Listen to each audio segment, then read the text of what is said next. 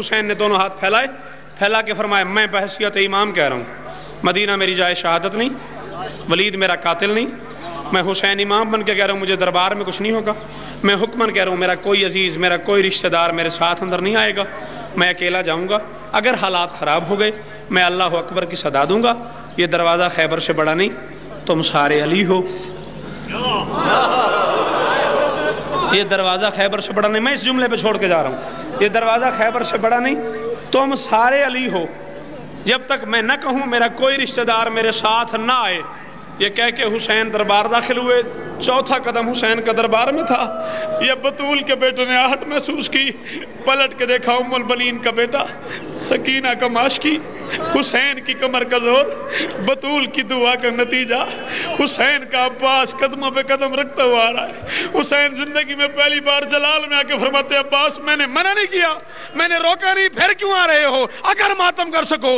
عباس دونوں ہاتھ باندھ کے سر جھکا کے آہستہ سے کہتا مولا آپ نے کہا ہے میرا رشتہ دار کوئی نہ ہے، مولا تیرا رشتہ دار اکبر ہے، تیرا رشتہ دار ماتم کیوں نہیں کرتا یار؟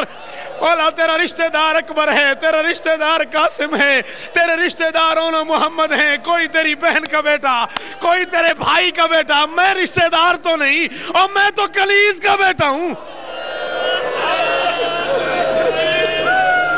میں رشتہ دار تو نہیں،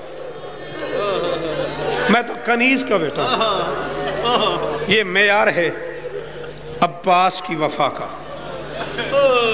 آؤ ایک منزل اور چلتے ہیں اور اسی منزل پہ منبر چھوڑنے لگا ہوں۔ یہ معیار ہے عباس کی وفا کا۔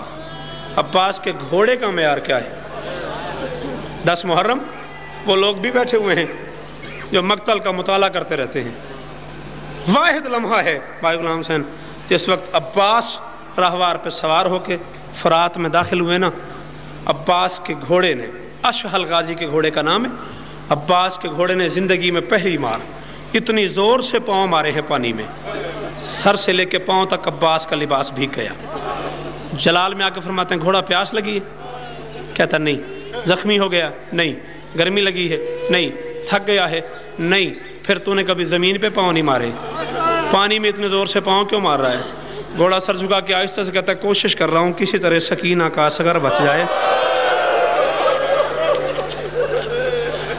کوئی احسان نہیں مجھ پہ، نہ نہ بے شک نہ رو۔ گھوڑا آہستہ سے کہتا ہے کوشش کر رہا ہوں کسی طرح سکینہ کا اصغر بچ جائے۔ عباس فرماتے ہیں گھوڑا تیرے پاؤں مارنے سے سکینہ کے اصغر کی پیاس کا کیا تعلق ہے؟ راہوار آہستہ سے کہتا ہے میں جانتا ہوں، میں اچھی طرح جانتا ہوں پانی خیمے نہیں جائے گا، تیر لگ جائے گا، پانی بہہ جائے گا، سکینہ تک پانی نہیں جائے گا، میں نے جان بوجھ کے پاؤں مارے، میں چاہتا ہوں سر سے لے کے پاؤں تک تیرا سارا لباس بھیگ جائے، میں چاہیے رہا ہوں پانی خیمے جائے نہ جائے، سکینہ تیری لاش پہ آ کے تیرا دامن نچوڑ کے، ذاکری کا میں ذمہ دار نہیں، مقتل کی میری ذمہ داری ہے،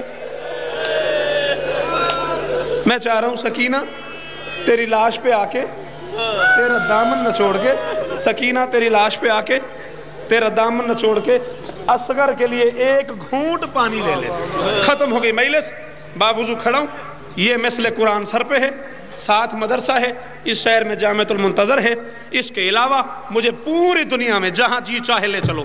میں ایک جملہ ساجد صاحب کی اجازت سے، بہت بڑے ذاکر ہیں سرکار کے بھائی جویا صاحب بھی آئے ہوئے ہیں، میں دونوں ذاکروں کی اجازت سے یہ جملہ پڑھنے لگا ہوں۔ برسر منبر کہا جاتا ہے وصیت کی حسین کو عباس نے میرا لاشا خیمے نہ لے جانا، بالکل غلط ہے۔ یہ وصیت اس انداز میں پڑھنا کہ حسین کو منع کیا تھا عباس نے میرا لاشا خیمے نہ لے جانا، مجھے سکینہ سے شرم آتی ہے، قطعاً نہیں کہا عباس نے، کہیں نہیں ملتا۔ معافی چاہوں گا میں ذاکرین سے، میں ان کی جوتیوں برابر بھی ذاکر نہیں ہوں، معافی چاہوں گا، میں پوری ذمہ داری سے پڑھ رہا ہوں، کہیں نہیں کہا عباس نے مجھے سکینہ سے شرم آتی ہے۔ شرم تو اسے آتی ہے جس نے کوشش نہ کی ہو۔ بے شک تو نہ رو، میں تیرے رلانے کے لیے غلط نہیں پڑھ سکتا، شرم اسے آتی ہے جس نے کوشش نہ کی ہو۔ عباس نے تو اتنی کوشش کی بازو قلم ہو گئے، زخمی ہو گئے علی کا بیٹا، کائنات کا پہلا جنگجو ہے جو زین سے اترا ہے اور اترنے وقت اس کے پاس سہارا نہیں تھا۔ میں نہیں بتا سکتا یہ جسم والے تیر کمر والے کہاں سے گزر گئے، جسم والے کہاں سے گزر گئے، سر والے کہاں سے گزر گئے، یہ میرے بس میں نہیں ہے یہ بتانا، जुमला पूरी जिम्मेदारी से कह रहा हूं, जब तक जीऊं इस जुमले की जमानत के लिए हाजिर हूं। अब्बास मुझे माफ न करे अगर मैं गलत पढ़ूं, अगर मैंने आंख से ये जुमला ना पढ़ा, कोई बर्दाश्त न करे, माफी चाहता हूं। सिर्फ इतना हुआ है, हुसैन क्यों नहीं ले गया खेमे में? मजबूरी थी हुसैन की। जिस वक्त अब्बास दीन से उतरा, करबला के जंगल में ऐलान हुआ, जिसने अली से लेके अब तक जो बदला लेना हो। शर्म करके रो रहे हो? शर्म करके रो रहे हो? ऐलान हुआ करबला के जंगल में, मातम क्यों नहीं करता? जिसने अली से लेके अब तक जो बदला लेना हो, अली का बेटा उतर गया। और यार अब्बास के हाथ थे नहीं, अब्बास रोकता क्या थे? किसी ने तीर मारा, किसी ने तलवार मारी, किसी ने खंजर मारा, किसी ने नेजा मारा, किसी ने पत्थर मारे। इमाम ज़माना आप गवाह हैं इस रिवायत के।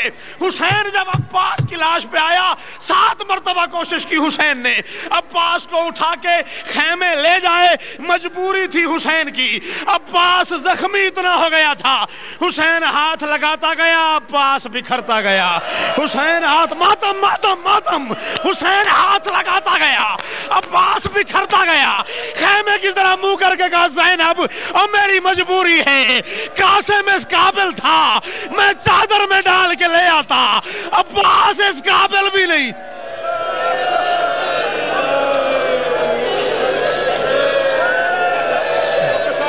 एक नजर लड़ा उसने तो सो में इमाम हुसैन कह ने ते लेके की गए बस इन्हीं का।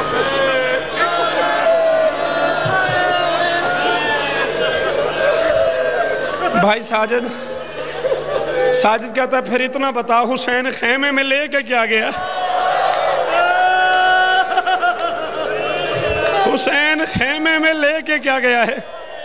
और साजिद तू ना पूछता, मैं न जवाब देता तो अच्छा था। अब कोई मोमिन मर ना जाए।